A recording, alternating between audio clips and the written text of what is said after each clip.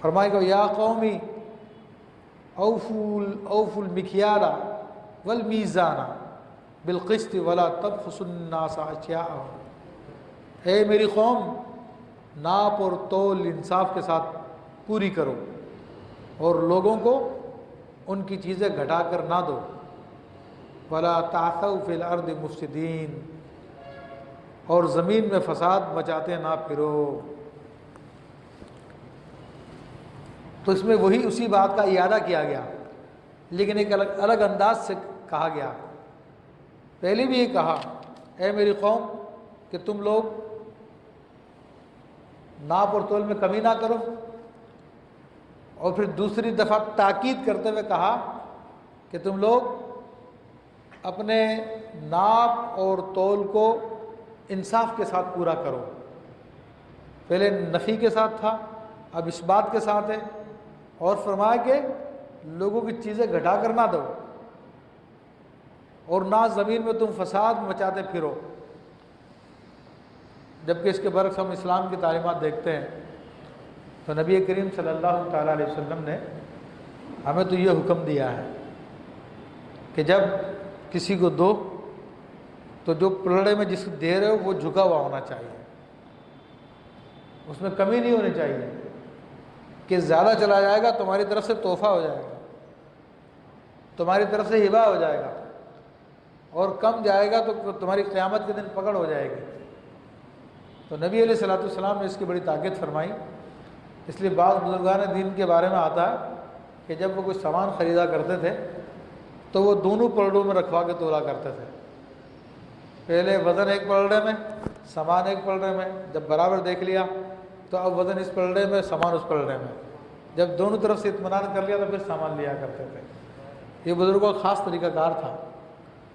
جو اس کو بھی ظلم سے بچایا کرتے تھے، خود کو بھی ظلم سے بچایا کرتے تھے۔ تو اسلام میں تو اس کی بڑی اہمیت ہے، اور اس حوالے سے ہماری قوم میں یہ باتیں پائی جاتی ہیں، سب میں نہیں، بہت لوگوں میں باتیں پائی جاتی ہیں۔ عام طور پر آپ بوریاں ہوتی ہیں، 50 کلو کی ہوتی ہے، 100 کلو کی بوری ہوتی ہے، اور اس پر لکھا بھی ہوتا ہے، اس کا سائز بھی وہی ہوتا ہے۔ اور ہوتا کیا ہے، جیسے اناج کی بوریاں ہوتی ہیں تو آپ جب تازہ اناج خرید کے لے کے آتے ہیں تو وزن اس کا پورا ہوتا ہے، 100 کلو کی ہے تو 100 کلو ہوگا،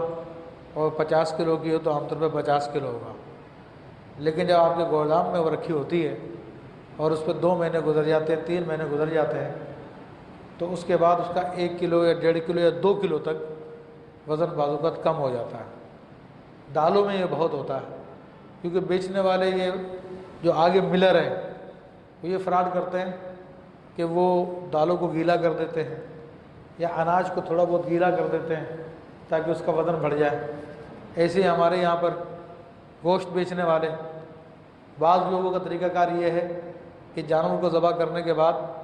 اس کے نرخرے میں وہ پریشر والا پانی کا پائپ لگا دیتے ہیں، جس سے وہ پانی اس جانور کے پورے جسم میں رگوں پٹھوں میں پھیل جاتا ہے، اور اس کا جب وزن کیا جاتا ہے تو وزن زیادہ ہو جاتا ہے۔ لیکن 2-2.5 گھنٹے کے بعد، 3 گھنٹے کے بعد جب اسی جانور کو آپ تولیں گے، اسی گوشت کو آپ تولیں گے تو اس کا وزن جو ہے وہ کم ہو چکا ہوگا۔ تو یہ سارا کا سارے جدید طریقے ہیں بے ایمانی کے، لوگوں سے فراڈ کرنے کے، کہ ظاہر میں پورا کیا جاتا ہے لیکن حقیقتاً وہ پورا نہیں ہوتا، بلکہ اس میں پانی کی آمیزش ہوتی ہے۔ سناروں کا طریقہ کار دیکھیں آپ، کہ آپ اس سے کوئی سامان خریدنے کے لیے جائیں، بلکہ اپنا سامان بیچنے جائیں، تو بالفرض آپ کا زیور وہ 10 گرام کا ہے تو وہ تولے گا 10 گرام،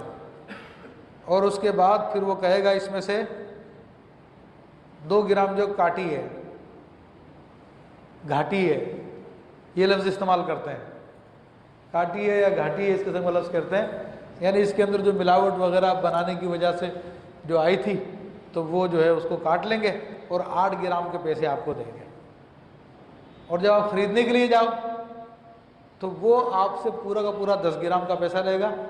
اس میں کاٹی ہے گھاٹی کا پیسہ کم نہیں کرے گا، وہ اس وقت نہیں بولے گا کہ ہاں اس میں جو ہے گھاٹی شامل ہے۔ تو یہ مختلف طریقے ہیں چیٹنگ کرنے کے، بے ایمانی کرنے کے، تو ان سب سے بچنا ضروری ہے۔